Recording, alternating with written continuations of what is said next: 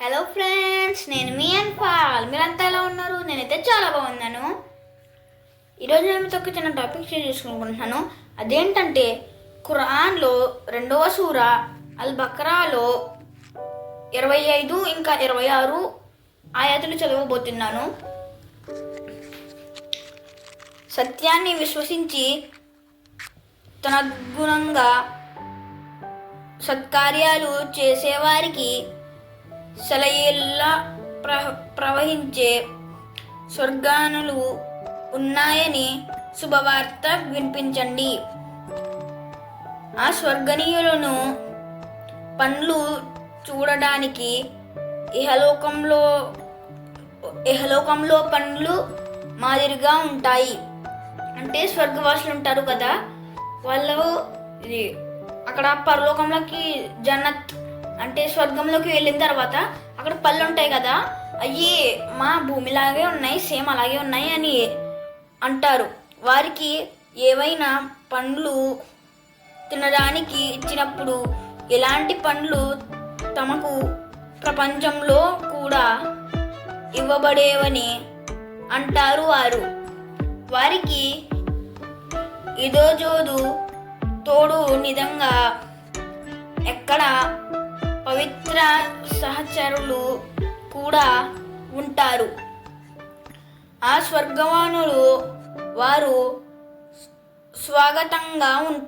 శాశ్వతంగా ఉంటారు. దేవుడు ఎలాంటి ఉపమానం ఇవ్వడానికైనా సిద్ధపడతాడు. చివరికి దోమ లేదా అంతకంటే ఎల్లజీవికి సంబంధించిన ఉపమానమైన సరే, విశ్వాసులు ఇది తమ ప్రభువు నుండి వచ్చిన సత్యమని నమ్ముతారు. కానీ కొంతమంది అవిశ్వాసులు ఈ ఉదాహరణలు చూసి ఇలాంటి ఉదాహరణలు ఇవ్వడంలో దేవుని అంతర్త్యం ఏమిటో అంటారు.